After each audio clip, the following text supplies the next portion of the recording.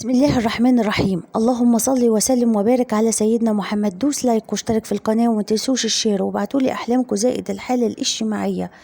ومعانا حلم من أم خليل متزوجة. حلمت بجنازتين مع بعض، واحدة في نعش والثانية بدون نعش، والجنازتين مجهولين، وناس كانت كثيرة في الجنازة، نساء ورجال. تفسير الحلم: يدل المنام على أنك تضيع الفروض والصلوات لأجل أشياء تافهة. هذا منام تحذيري، لأن الجنازة اللي بنعش تفسيرها أن إنسان صالح يعمل الخير ومحافظ على صلاته، أما الإنسان اللي بدون نعش تفسيرها أنه إنسان غير ملتزم ولا يفعل الخير، فأي طريق تحب السير فيه، الستر والطاعة أم المعصية والعري.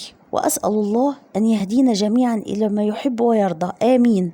ومعانا حلم من أم خليل. حلمت إن أنا وإخواتي ولدين ورايحين عند ماما، وإحنا ماشيين أنا وإخواتي بندوس في أرض، والأرض مليانة مية، والمية مليانة ثعابين كثيرة. وصلنا إلى المكان، لقينا أخويا التاني جه، نسينا حاجة في المكان الأول عايزين نروح نجيبها.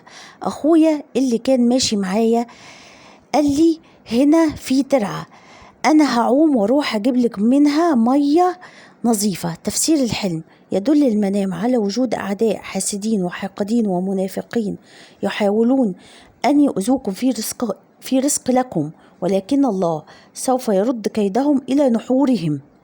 ومعانا حلم من محمود أعزب. حلمت إن أبي أعطاني تليفون حديث وقال لي هدية نجاح، وكان لونه أسود وجميل. تفسير الحلم: يدل المنام على النجاح والتوفيق، وعلى حصولك على منصب مرموق ونجاح باهر، وسوف تسمع خبر صار سعيد جدا في الأيام القليلة القادمة، والله أعلم.